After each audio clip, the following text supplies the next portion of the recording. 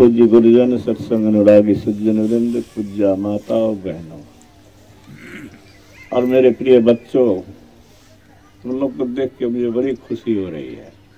इन लोग तो सुनते रहते हैं सत्संग। ये सत्संग क्या है कि क्या जरूरत है? जो चीज हम लोग देखते हैं ये ठहरता नहीं है। दादाजी चले गए नहीं कि है, किसी किसी का होगा। दादा के दादा हैं किन्हीं का, किन्हीं का नहीं। तो जो कुछ देखते हैं वो ठहरता नहीं है, वो समाप्त हो जाता है, बदल जाता है। छोटे बच्चे थे, अब कुछ बड़े हो गए, फिर सियाने हो गए, बूढ़े होकर के अंत में चले जाना है। जो चीज दिखता है वह असत है। क्या है? क्यों कहते हैं इसको असत? कहीं कोई घटना घटती है, अगर हूबहू कहोगे तो कहेगा कि सत्य बोल रहा है। अगर बात को बदल दोगे तो क्या कहेगा? असत, असत है या झूठ है, झूठ बोल रहा है। तो बदलना क्या है? बदलना ही झूठ है। तो संसार में से कोई चीज देखते हो जो नहीं बदलता है? बोलो तो। कोई चीज ऐसा नहीं है। कुछ चीज लगता है कि नहीं बदल रहा है, जैसे सूर्य लगता है कि नहीं बदल रहा है। पहाड़ देखने में तो बहुत दूर है, जो देखा होगा उसको लगता होगा कि पहाड़ तो देखने के तहने छे, लेकिन वो भी बदल रहा है। ठीक है। अब देखो, तुम लोग अभी सब जानते हो कि किरासन तेल से लालटेन जलता था। बिजली में जब आता है, बिजली जलती है, उसमें भी ऊर्जा खर्च होता है। सूर्य में क्या घट रहा है? उसमें क्या बदल रहा है? सूर्य में जितना हाइड्रोजन गैस है वही जलता है और हीलियम बनता है। हम लोग जब किरासन तेल जलाते हैं तो उससे कार्बन डाइऑक्साइड गैस बनता है, और वहां पर हाइड्रोजन गैस हीलियम गैस में बदलता है। उसके बदले में रोशनी मिलती है। उसका भी जिस दिन हाइड्रोजन खत्म होगा उस दिन, बोलो, उस दिन सूर्य भी नष्ट हो जाएगा। तो संसार में जितनी भी चीजें हम लोग देखते हैं, तुम तो शिक्षिका हो तो जान लो वो सब क्या है? बदलने वाली चीजें हैं। बदलने वाली चीजें सत्य नहीं है। इसी को भगवान कृष्ण ने कहा, असत्य का अस्तित्व नहीं, असत्य का अस्तित्व नहीं और सत्य का विनाश नहीं। ना सतो विद्यते भावो, न भावो विद्यते सतः। अध्याय 2 में पढ़ के देख सकते हो गीता में। तुम लोग संस्कृत पढ़ते हो? अस्थि मैंने क्या होता है? तुम बोलो, तुम शिक्षिका हो, बोलो। जब स्वयं नहीं पढ़ोगे तो दूसरे को क्या पढ़ोगे, पढ़ाओगे? मैं पढ़ा हूँ तो बड़ा पता पढ़ाता हूँ। अस्थि संस्कृत में कम जानती हूँ, संस्कृत में पढ़ाती हूँ और हिंदी। हम भी तो फिजिक्स के प्रोफेसर हैं, तो संस्कृत कैसे जानते हैं? अस्थि में न है होता है? हाँ, अस्थि में न है।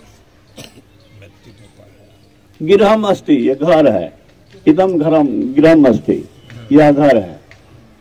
ठीक है ना?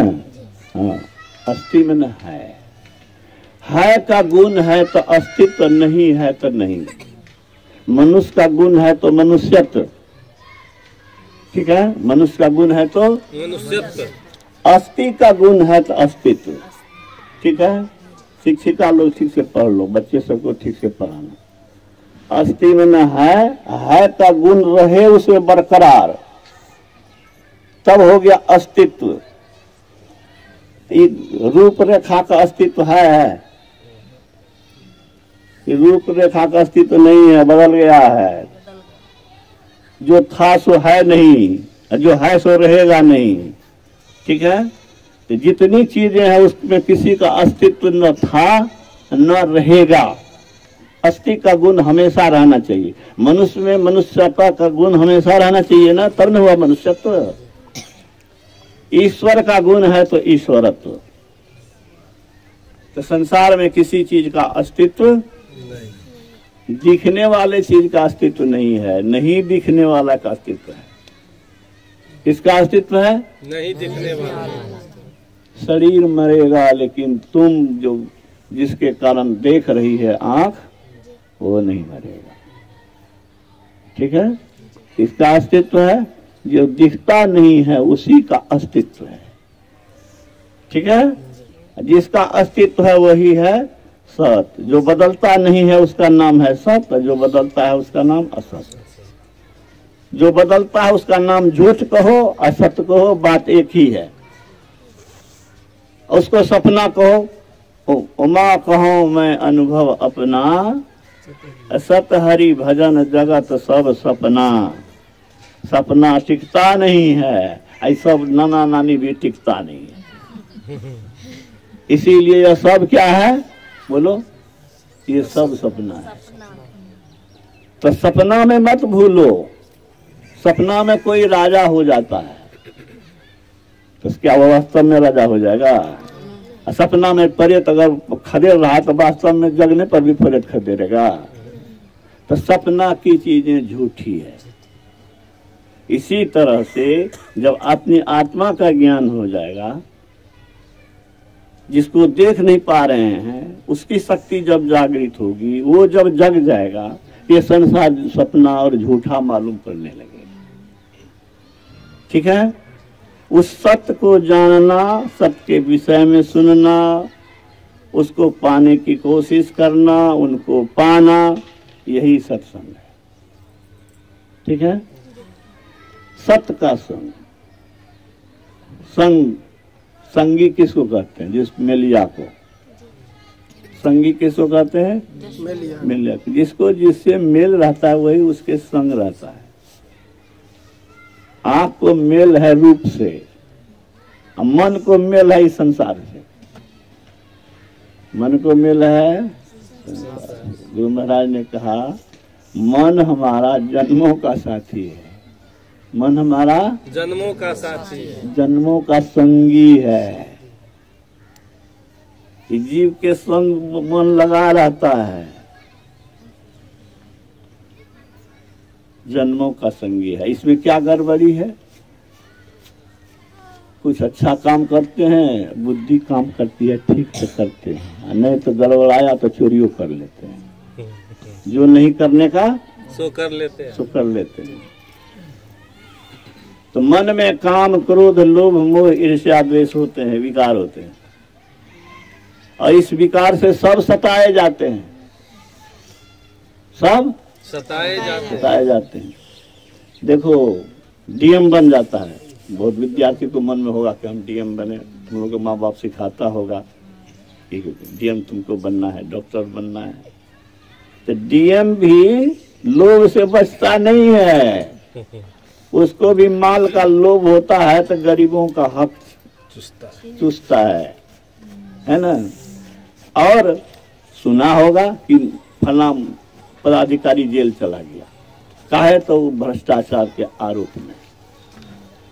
तो इस तरह से विकार से सभी सताए जाते हैं। क्या? विकार से सभी सताए जाते हैं। राजा हो, राष्ट्रपति हो, प्रधानमंत्री हो, पढ़ा लिखा हो, मूर्ख हो, विद्वान हो, मूर्ख हो, बलवान हो कि बलहीन हो, सब कोई इस विकार से सताए जाते हैं। इस विकार से जो गलती करेगा, पाप होगा, उसको ईश्वरीय दंड मिलेगा। बहुत कुत्ता बिल्ली के देखते हैं हम लोग, देह पर का सब उड़ गया है, घाव हो गया है, कौन दवाई देने वाला है? खोजता रहता है खाना पीना, कि टुकड़ा कहीं मिल जाए। जो जीव हम में है वही जीव उसमें है। वैसी हालत क्यों हो गई? इसीलिए कि उसको जो काम करना चाहिए था मनुष्य वाला काम नहीं किया। पढ़ोगे नहीं, फेल करोगे 2 बार 3 बार, तब आप क्या कहेगा? बोलो, थोड़ा सा पढ़ना है, पार नहीं लगता तो चलिए घर। पढ़ने का काम ठीक से नहीं करोगे तो पढ़ना छोड़ा देगा गार्जियन, और जीवन में दुख भोगेगा। जीवन में सुखी कौन है? जो बड़े पदाधिकारी हो जाते हैं, उसको पैसा तो अच्छा मिलता है, इज्जत भी मिलती है। कभी तुम लोग मन लगा के पढ़ता होगा, हम लोग भी कभी मन लगा के पढ़े। नानी कहती थी आप कते पढ़बे, आँख खराब भे तो चल भोजन करे ले। 3 बार बुलाने जाती थी तब खा ले जाते थे।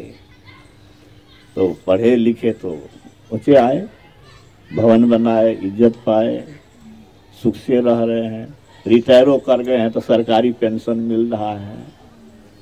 तो पढ़ोगे लिखोगे तो बनोगे नवाब, खेलोगे कूदोगे उसमें रहोगे तो बनोगे खराब। हाँ, खूब मन लगा के पढ़ना है। माँ बाप देखो कितना पसीना बहाता है, अपना भूखे रह जाएगा लेकिन तुमको अच्छा खिलाएगा। अपना देह पर बढ़िया कपड़ा नहीं है लेकिन हमारे बच्चे को देह पर अच्छा कपड़ा रहे। माँ बाप बड़ी लालसा से अपना दुख सह करके भी, अपना मन इच्छा को दाब करके भी तुम लोग की इच्छा पूरी करते होंगे। तुम लोग जो चीज के लिए अड़ जाता होगा देते हो। तो माँ बाप की लालसा है कि तुम बड़ो महान आदमी बनो, पदाधिकारी बनो, तो मेहनत करो। और गुरु महाराज से रोज आशीर्वाद मांगना। नहीं कुछ जानते हो तो आंख बंद करके कहोगे हे भगवान हम तोरा नहीं देखे छियो लेकिन हमरा पर कृपा करिए, हमरा सद्बुद्धि दिया। ठीक है? जो नहीं दिखता वही है ईश्वर, वही है सत्य। और उसके संग रहने से ही आदमी सुखी होगा, यही सत्संग का विषय है। बिना सत्य को पाए, बिना सत्य को पाए सच्चा सुख नहीं मिलेगा।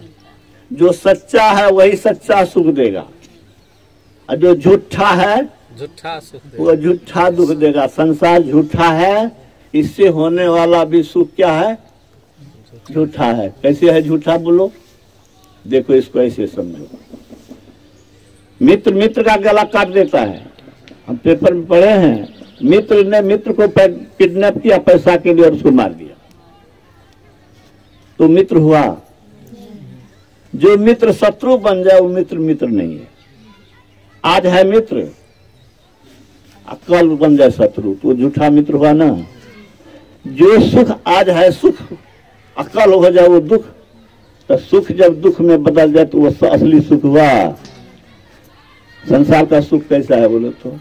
टिकता है, बदलता है कि नहीं, फिर दुख हो जाता है कि नहीं। कौन आदमी नहीं रोया है, कौन नहीं छटपटाया है? तो संसार का सुख कैसा है? झूठा सुख है। झूठे सुख को सुख कहे, मानत है मनमोद, जगत चबेना काल के, कुछ मुख में कुछ गोद। संसार के सुख, इंद्रियों के सुख, शरीर से होने वाला सुख, ये सारा सुख क्या है? ये वास्तव में सुख नहीं है, असली सुख नहीं है। ये दुख में बदलने वाला सुख है, यह झूठा सुख है। इसीलिए कहा झूठे सुख को सुख कहे। ज्ञानी लोग, कबीर साहब का हमारे इंजीनियर साहब बराबर सुनाते हैं, तो उनका कहना है कि सभी संसार का सुख क्या है, इंद्रियों का सुख क्या है? वह झूठा सुख है। झूठे सुख को सुख कहे, मानत है मनमोद, मन खुश हो जाता है। गर्मी से व्याकुल हैं, एसी में गए, एसी वाला कार में बैठ गए, एसी वाला रूम में बैठ गए, तो गर्मी से तुरंत राहत मिल गई, मन खुश हो गया। बढ़िया खाना मिल गया, मन खुश हो गया। ये सुख कैसा सुख है? ये असली सुख नहीं है। असली सुख वही देगा जो असली होगा। असली कौन है? कौन बदलता नहीं है? आत्मा नहीं बदलती है। आत्मा से होने वाला सुख भी क्या है? नहीं बदलेगा, वह आत्म सुख है। ये सत्संग का आयोजन इसीलिए किया जाता है। सत्संग का आयोजन किस लिए होता है? कैसा सुख के लिए? असली सुख के लिए। सच्चे सुख की प्राप्ति कैसे होगी? सच्चे सुख की प्राप्ति कैसे होगी बोलो जी? जो सत्य है वही सच्चा सुख देगा।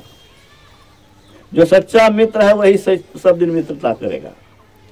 झूठा मित्र, नकली मित्र कभी दगा दे देगा। तो संसार की चीजें क्या है? बदलने वाली है, टिकने वाली नहीं है, दुख लाने वाला है, संतोष होने वाला नहीं है, संतुष्टि होने वाली नहीं है। हो गई संतुष्टि, तृप्ति हो गई। गुरु महाराज के शब्द को सुनिए, न सुख में चैन है न दुख में। दुख में तो व्याकुलता रहती है, छटपटाहट रहती है, और सुख में चैन है क्या? सुख में तृप्ति नहीं है, संतोष नहीं है। और मन संतुष्ट हो गया, मन अघा गया, कुछ नहीं चाहिए, ऐसा नहीं है। और फिर भय भी लगा हुआ रहता है, फिर भय भी लगा रहता है। क्या ठिकाना, गया है बेटा स्कूल, क्या हो गया रास्ते में, आया अभी तक 4 बज गया, 4:30 हो गया, आया नहीं है, अब शंका बनी गई। भगवान बुद्ध का एक शिष्य राजा हुआ, राजपाट बच्चे को सौंप दिया और राजा बन गया। तो वह ध्यान भजन करता था, कहता था यह सुख है, यह सुख है, बार बार बोलता था यह सुख है, यह सुख है। तो शिष्यों ने जाके भगवान बुद्ध से कहा कि कहता है कि यह सुख है, यह सुख है। कहा क्यों बोलते हो जी, क्या बात है? कहा कि देखिए,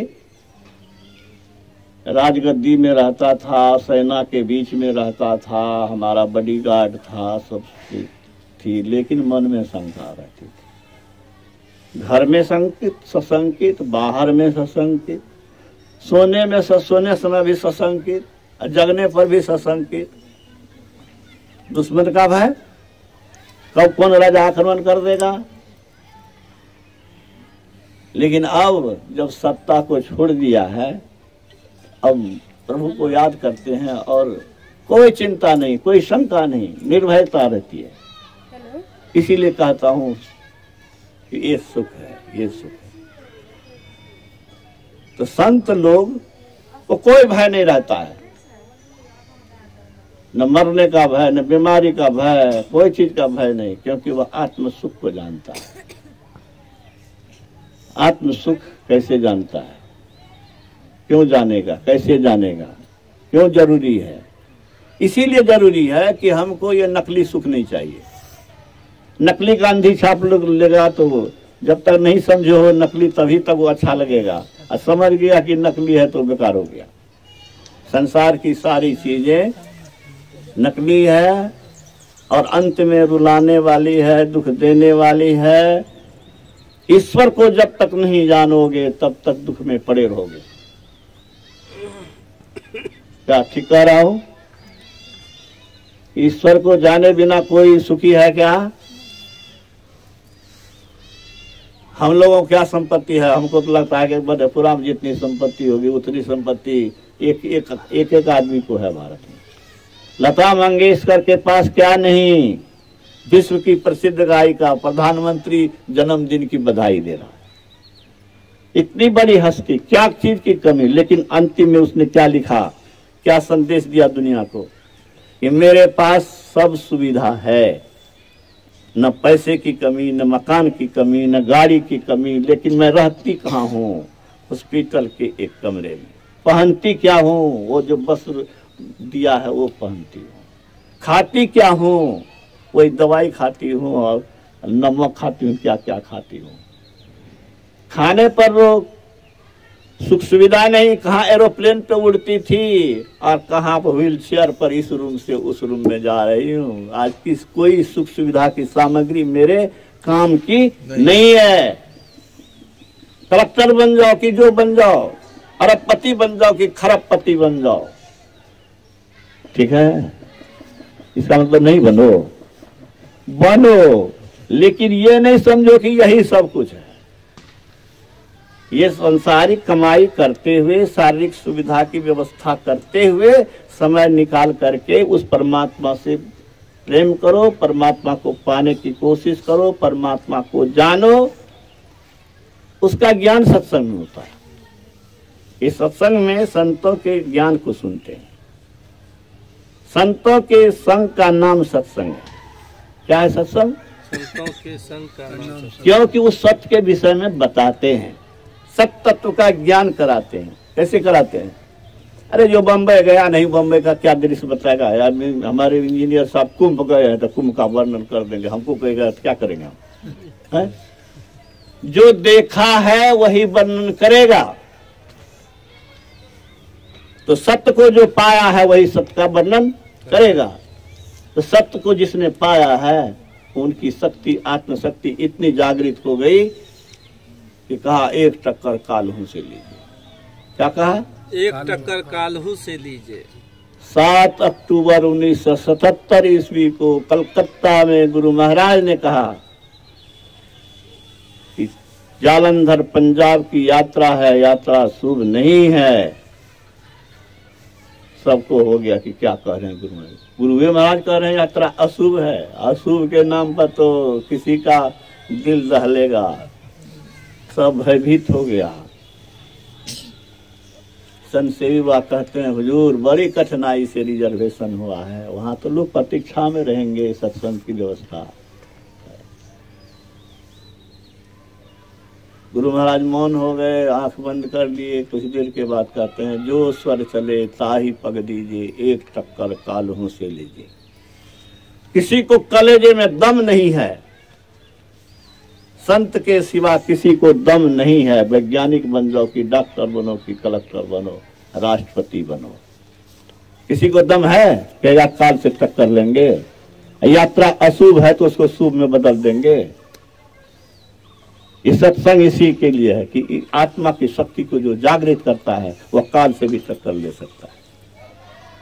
और आप लोग को मालूम हो या नहीं मालूम हो, जानते हो नहीं जानते हो, जान लीजिए। मैं उस समय डाल्टनगंज में पोस्ट ऑफिस में काम करता था, अकाउंट सेक्शन में। मेरे अकाउंटेंट उस स्टेशन का हाल देखा था और कहा था कि 7 अक्टूबर को जो ट्रेन चली 9 अक्टूबर को चली। कहा परसों यात्रा है, रविवार को, शुक्रवार के दिन और रविवार की बात। नैनी स्टेशन पर चलती गाड़ी से टक्कर हो गई। क्या हो गई? चलती गाड़ी से। चलती गाड़ी, उधर स्टेशन पर खड़ी गाड़ी, दोनों की मालगाड़ी से टक्कर। मालगाड़ी से टक्कर हो गई। क्या हो गया? इंजन का टुकड़ा टुकड़ा उड़ गया। आगे के डब्बे में लोगों के बदन में चदरा घुसा हुआ था। हमारे अकाउंटेंट भी शरण थे, वो कहा कि लोगों के बदन को कटर से काट करके लोहा को अलग करके उसके लाश को निकालता था। स्टेशन दुर्गंध करता था।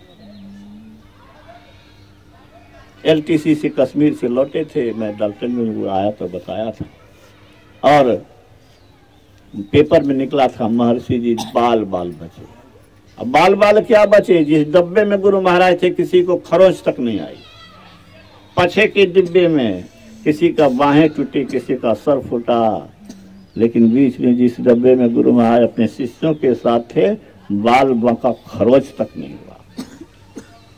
अरे सुनता होगा तुम लोग, सुना होगा सब कोई कि प्रहलाद के साथ में होलिका थी, आग में होलिका जल गई, लेकिन वरदान था उसको आग में नहीं जलने का, वो होलिका जल गई, लेकिन प्रहलाद का बाल बांका नहीं हुआ। झूठे है क्या?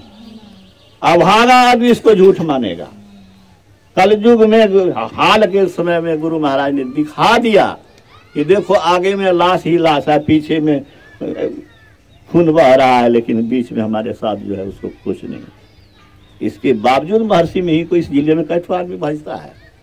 200%, 1%? नो 1% नहीं। इस जिले का वो महापुरुष हुआ, जानने की कोशिश भी नहीं करता है।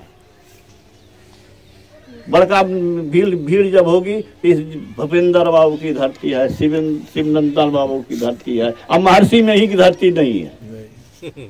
इस अभागे सब को कौन कहेगा? आप लोगों को कहना चाहिए जब मौका मिले राजनेताओं को।